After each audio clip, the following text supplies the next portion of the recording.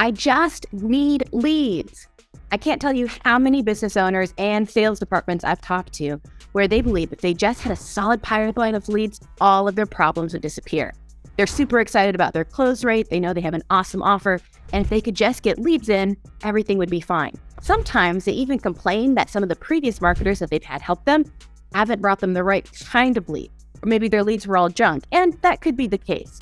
But oftentimes, aggressive owners and salespeople who are ready to close a sale don't take into consideration that there is more than one type of lead. Today, we're going to be specifically talking about marketing qualified leads versus sales qualified leads. You know the difference?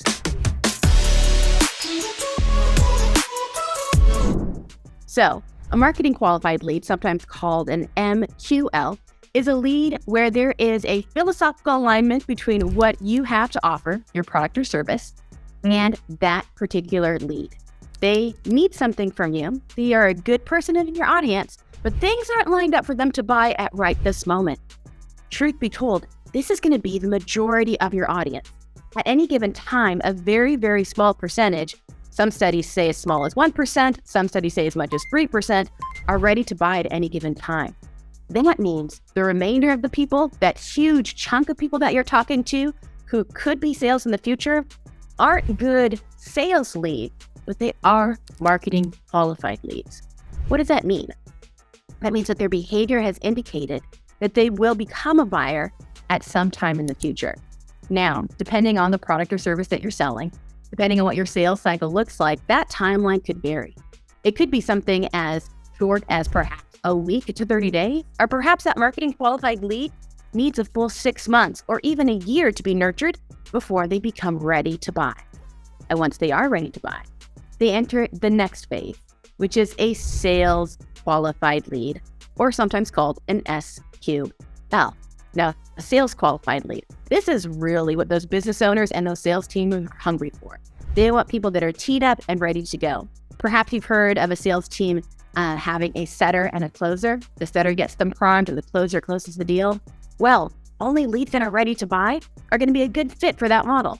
A sales qualified lead is going to make up a significantly smaller percentage of your audience at any given time. So why do these two types of leads matter? Well, first off, if you're tracking data and have any sort of spend, you want to know what percentage of your spend is bringing in marketing qualified leads into your ecosystem, and what percentage of your spend is bringing sales qualified leads. When you take a look at how much budget you want to devote to marketing, you need to ask yourself, what is a reasonable timeline for a marketing qualified lead to become a sales qualified lead?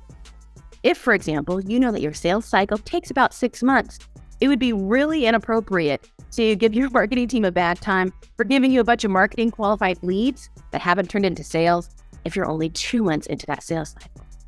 Understanding the difference between a marketing qualified lead and a sales qualified lead will allow you to make more intelligent decisions when it comes to your ad spend, when it comes to your strategy, and when it comes to teaching, mentoring, and informing your marketing team as to whether or not they're doing a great job, what needs to be improved, and what type of quality your sales team can then expect. Hey, if you find this video helpful, the difference between a marketing qualified lead and a sales qualified lead, go ahead and hit that subscribe button below. I love helping business owners make really smart decisions about their marketing, and you can't do that if you don't have full access to all the terms these marketers throw around. So, if you want to be smart with your budget and grow responsibly, hit that subscribe button so you can be the first to know when new information comes on out. Here's another reason why you need to know the difference between an MQL, a marketing qualified lead, and a sales qualified lead. At the end of the day, we know businesses thrive because of the money that comes into their ecosystem. Don't forget that you have equity in your list. So if you've been in business for any amount of time and you have an established pipeline and you recognize those marketing qualified leads, a certain percentage of those become a sales qualified lead and then close into a sale, as you forecast, you can take a look at what your anticipated cash flow will be based off of historic data. Let me explain that another way. Let's pretend you bring in 100 leads into your ecosystem, 100 new leads. And of those 100 new leads, we're going to say this is a really great campaign, and all 100 of them are qualified. Now, Only 5 of them are sales qualified, which means 5 of them are ready to go to your sales team, they close, and they become good clients. But 95 of them are marketing qualified.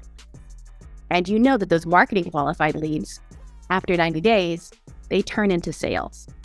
As you take a look at what type of revenue you can expect for your business, understanding the difference between a marketing qualified lead and a sales qualified lead is critical for you to make projections, for you to staff appropriately, and for you to make good budget decisions on how much you're going to spend in order to acquire that particular lead and convert them into a paying customer.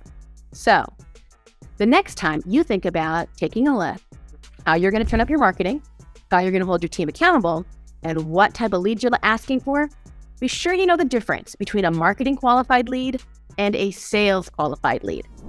Here's a fun fact. I had a client that I helped raise $30 million in just 30 minutes with the presentation that I crafted. Here's the secret. The reason why that worked is because that room was filled with highly vetted, highly targeted, sales qualified leads.